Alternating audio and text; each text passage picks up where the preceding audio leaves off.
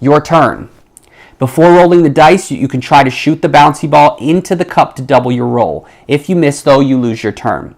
If you don't want to shoot the bouncy ball, simply pick up the dice and roll the dice and move forward the amount that you rolled. If you land on a box for one of the 4 categories, like say Christianity, the person to your right, which is the questioner, will pick up a card from that category and read you the question and the answer options. If you'd like to look at the card, the questioner may cover up the answer and show the card to you. So, true or false, you can cover up the word false on there so that the person can look at it. Some people are visual learners. They need to see things. They can't just hear it. Or some people are not very good at speaking. And so you maybe didn't understand the question. You need to see it.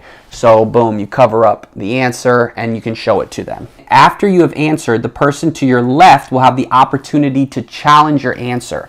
So this is again why the minimum amount of people playing is 3. Okay, because you have yourself answering the question, you have the person to your right who's asking the question, and then you have the person to your left who can challenge your answer. Now, technically, you could probably play with 2 people, and you just wouldn't have the challenge option on there. You'd just be asking each other questions. So they can challenge your answer onto the left, and we'll talk about that a little later. Now, the exception to that is questions that don't have a multiple choice or true-false answer. Those cannot be challenged. Now, for instance, one of the questions is, outside of the King James Version of the Bible, what are the 3 sacred texts for Mormons?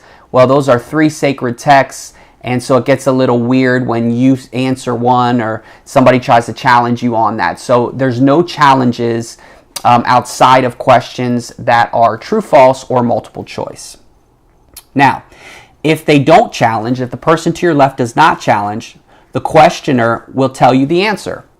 If you answered it right, you pick up a victory card unless otherwise noted. If you answered it wrong, you pick up a fallen nature card. If you answered it right, you may use the amount of victory cards you have in your hand. If this is your 6th card, you must either use the card immediately or trade in 4 victory cards for 1 jewel card. If you answered it right, pick up a victory card. If you answered it wrong, pick up a fallen nature card. If you answered it right, you may use any amount of victory cards you have in your hand. If this is your 6th victory card, you must either use the card immediately or trade in 4 victory cards for 1 jewel worth 5 points.